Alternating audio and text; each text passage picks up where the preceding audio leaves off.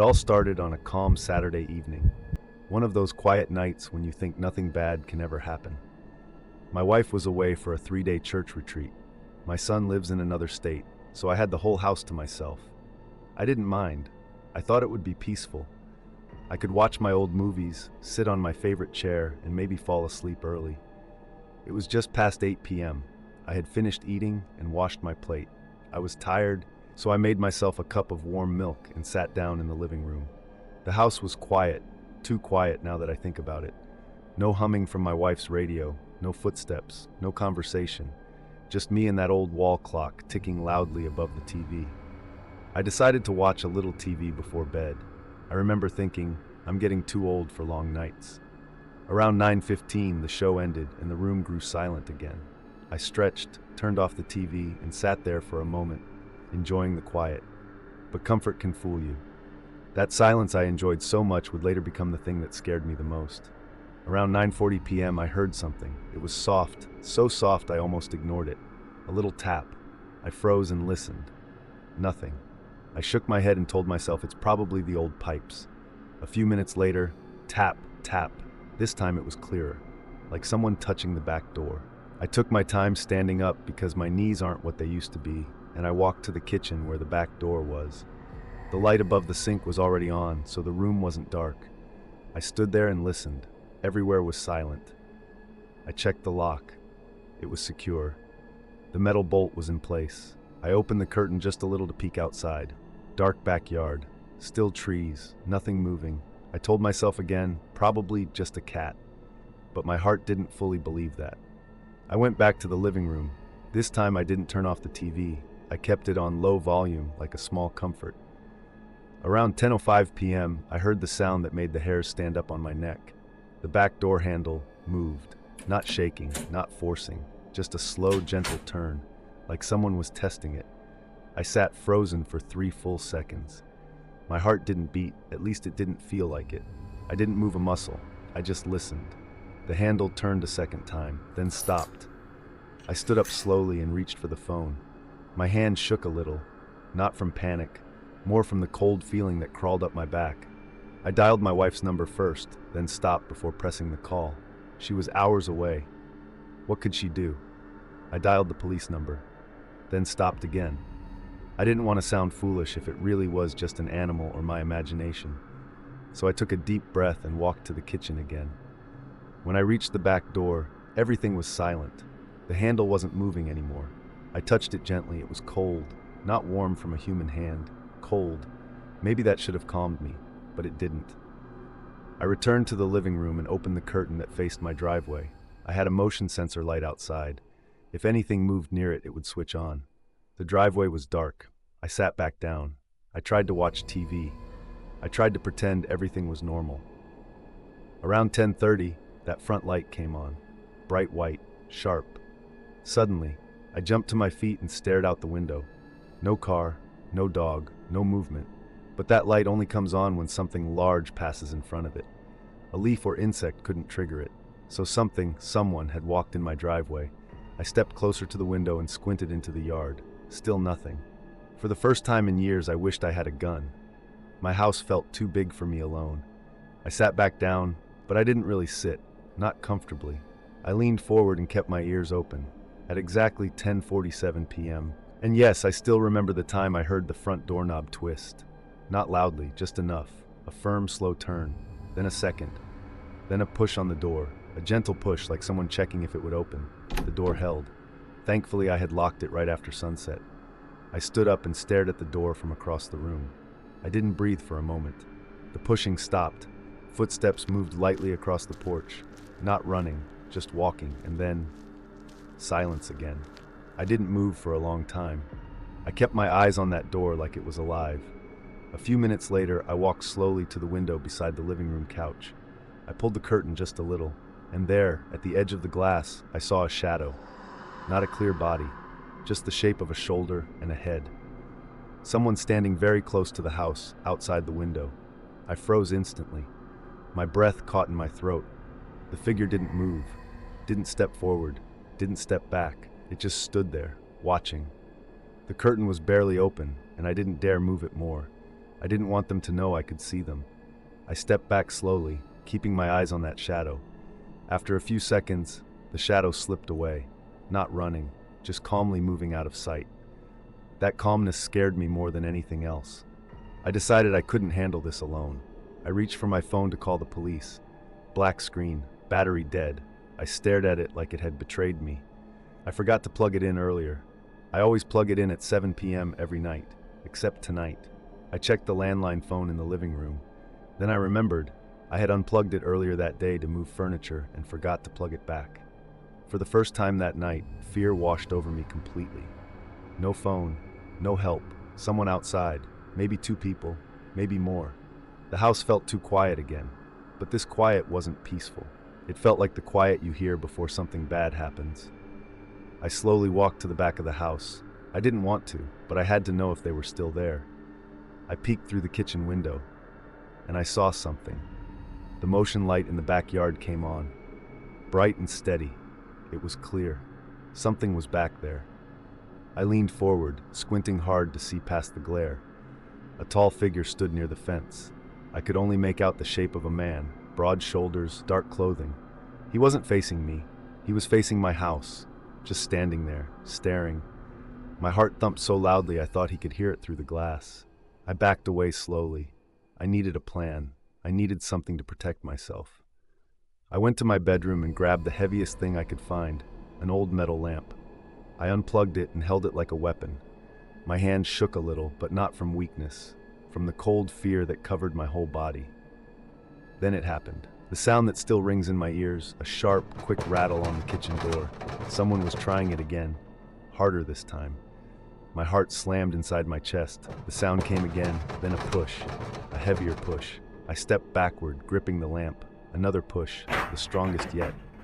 The door held, but I saw the metal lock tremble. Someone whispered outside. 2 male voices. I couldn't hear what they said, but their tone was cold and low. And then the voices stopped. Footsteps moved across the backyard, not leaving, just moving around. My body tensed as they walked along the side of the house toward the front. They were circling me, like hunters. I backed into the hallway, trying to stay away from all the windows. I held that lamp tight like it was the only thing keeping me alive. Then, the sound of a car. It wasn't my car, wasn't my neighbor's. A loud engine coming down the street. The beams of headlights swept across my living room window. A big truck stopped right in front of my driveway. I peeked quickly. My neighbor's son, a strong young man in his 30s, jumped out of the truck. He had come home from work late. He slammed his truck door loudly, and as soon as he stepped onto his porch, the backyard motion light went off. The front porch light turned off next. The shadows vanished.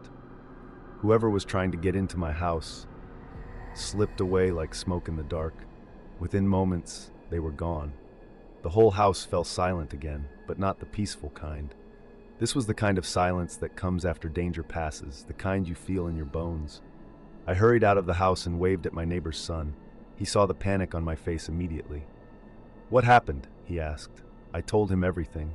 Every sound, the shadows, the attempts on the doors. He didn't waste a second. He pulled out his phone and called the police. When the officers arrived, they searched the whole area. They found footprints near my back door, 2 different sizes, 2 different men. They found marks on my kitchen door where someone had tried to force the lock. They weren't old marks, they were new, made that very night. The police stayed for a while, talking, checking, asking questions, but they didn't catch anyone. When everyone left and the house became quiet again, I sat in my living room with the lamp still beside me.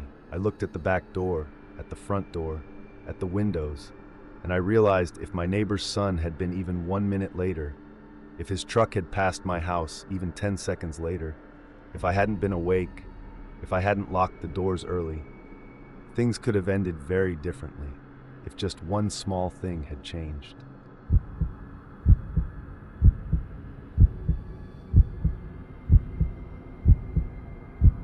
My name is Lauren. I loved going to new places and trying out new experiences, and one Saturday, I signed up for a new dating show called Pop the Balloon. I didn't expect much, just a little fun, maybe meet someone interesting. I had no idea that night would turn into one of the scariest experiences of my life. The show started in the afternoon. Bright lights, cameras, music, lots of contestants. The host explained the rules. We each held a red balloon. If we didn't like someone, we popped it. Simple, fast, and a little nerve-wracking. Most of the guys were funny, nervous, or trying too hard. When it was my turn, a tall guy came forward. He smiled confidently and started talking. I didn't feel any connection. I popped my balloon. He laughed awkwardly, said something like, "Okay, suit yourself," and moved on. The next few guys, the same thing. I didn't like them, they didn't appeal to me. Pop, pop, pop. Some laughed, some looked disappointed. One even frowned. Then came the last guy of the round, tall, dark-haired, dressed neatly. He approached with a smile that made the host say, "Here we go." He started talking, trying jokes. I was polite at first, but then he said something cruel. Not a small insult, a full-on cutting remark about my appearance. He mocked my laugh, my dress, even my hair. I froze. I felt my cheeks burn. I didn't just pop my balloon, I glared, shouted, "Enough!" He laughed at me. Everyone in the room noticed. The host tried to move the show along, but I couldn't shake it. That moment stayed in my mind. I left the show feeling embarrassed and angry. I had to calm down, so I walked to my car, thinking the night was over. But it wasn't. Later that night, I got a message, a text. It was not friendly, it was aggressive. Something about, "I'll make you pay for embarrassing me." I suspected it was the guy from the show. I tried to ignore it, deleted the messages, blocked the number. But the next day, things escalated. I noticed a car parked near my apartment, the same model as his. He seemed to be watching me. Everywhere I went, it felt like someone was there. I didn't sleep well. I double-locked my doors. I made sure to tell a friend where I was. And then, one evening, I received another text from an unknown number. "I'm coming to see you." My very first thought was that it was him, my stalker. Cold sweat ran down my back. I called the police immediately. They said they would patrol the area, but they couldn't stay with me forever. I had to be careful. The next night, I was home alone. I had my phone close to me, doors locked, windows shut. I tried to watch TV to calm down. Around 10 p.m., I heard a sound outside, a soft crunch of shoes on gravel. I froze. My heart was beating fast. I peeked through the curtains. A shadow moved near my front door, not fast, not sneaky, slow, deliberate. I grabbed my phone, ready to call the police again. I whispered into the phone, "I think he's here, please hurry." The door handle rattled, just slightly, but enough to make me jump. I stayed calm, crouched low behind the sofa. The door rattled again. Then there was a soft knock. "Lauren," a voice said. I didn't answer. I knew it was him. The knock came again, harder. I held my phone tightly. The line was open, and I could hear the operator breathing, calm, ready. Then, headlights flashed in my living room window. Police cars, blue and red lights. I exhaled slowly. The door handle stopped rattling. The shadow moved away quickly. The officers arrived at my door seconds later. I opened it with shaking hands. They searched the area, asked questions, found a man matching his description hiding nearby. He was arrested. Not much was said to me. The officers handled the rest. I just stood there, still trembling, but safe. After that night, I installed extra locks. I changed my phone number. I made sure friends checked on me. It could have gone differently if I hadn't called the police on time. I don't like thinking about it, but I learned something important. Sometimes fun can turn dangerous, and being cautious, being alert, can save your life. After that day, I never went back to the show, and I don't think I would go for that type of show ever again.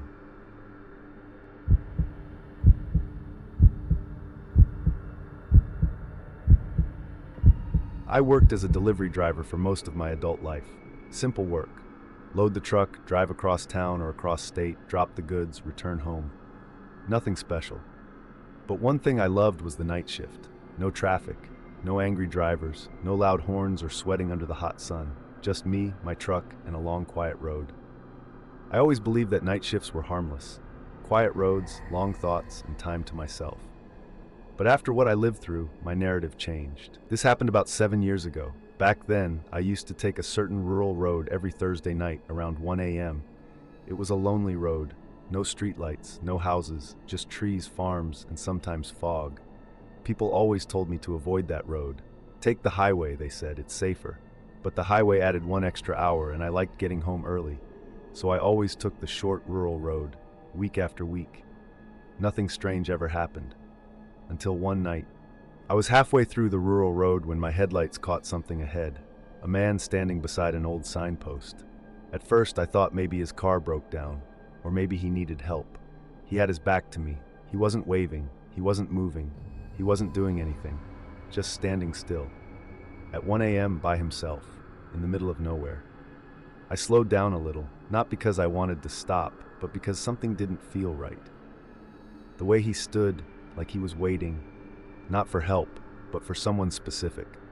When my truck got closer, my headlights lit his whole body. He was wearing a gray jacket, jeans that looked too large for him, and his head was tilted to one side like he was listening for something.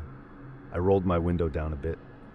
"Hey, you okay?" I shouted. The man didn't move. I was about to drive off when he turned around slowly, and when he faced me, he smiled. Not a friendly smile, a smile that told me he wasn't scared. He wasn't lost, he wasn't confused, he was planning something. He raised one hand and waved at me to stop, but something deep inside me told me not to stop. I tapped my horn and kept driving. The man's smile dropped, his arm lowered, and he stared at me, not like someone who needed help, but like someone who just saw his plan fall apart.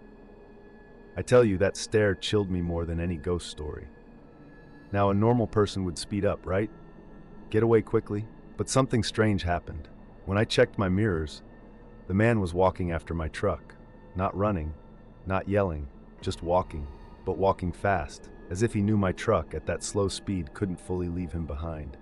He kept walking, following the taillights, and then he lifted one hand and pointed straight at me, like he was telling me, I am coming for you. That was when I stepped hard on the gas. Dust flew behind me, my engine growled, and I drove fast until the trees blurred past me. I kept checking my mirror. At first, he became smaller, then he disappeared. But even after he was gone, I didn't feel safe. My heart was pounding. I kept thinking, why was he standing there like that? Why did he smile? Why did he follow me? What if he had a weapon? What if he had friends hiding in the trees? What if I had stopped? Who knows what would have happened? About 10 minutes later, I reached a small rest stop. Not an official one, just a cleared out area by the road where trucks could park. My heart was still racing. I needed to breathe. I needed to calm down. I parked the truck and stepped out for a moment. I walked in circles, tried to shake off the fear. It's nothing, I told myself. Just a weird guy. Calm down. I took a deep breath and leaned against the side of my truck. That was when I heard a sound, like someone stepping on dry leaves. Behind me, slow, steady, coming from the trees. At first I thought it was an animal, but then I heard another sound, breathing. Not heavy breathing, not tired breathing, just the calm, steady breathing of a person trying not to make noise. I froze. My skin became cold, and slowly I turned toward the tree line. At first, I saw nothing. Then my eyes adjusted, and I saw something. A man's shape, standing just inside the dark trees, still, silent, watching me, watching only me, the same gray jacket, the same tilted head, the same man. He had followed me, all the way there, on foot. And now he was hiding in the trees, watching me like a hunter watching a trapped animal. My knees almost gave out. This was no ghost. This was a real man with a real reason to follow me. I jumped back into my truck, slammed the door, locked it, and turned the engine on so fast I almost flooded it. As I sped out of the rest stop, my headlights flashed across the trees. And for a brief second, I saw him fully, standing there and smiling again, smiling like he knew something I didn't. The rest of the drive was torture. I checked my mirrors every few seconds. Each time I expected to see someone running after the truck, or a car following without headlights, or the man sitting in the back of my truck somehow. But the road stayed empty, completely empty, calm and silent. Every sound made me jump. Every shadow felt alive. Every time the wind blew against the truck, I thought someone was knocking. I kept thinking, why did he follow me? Should I call for help? Why hide in the trees? Why smile?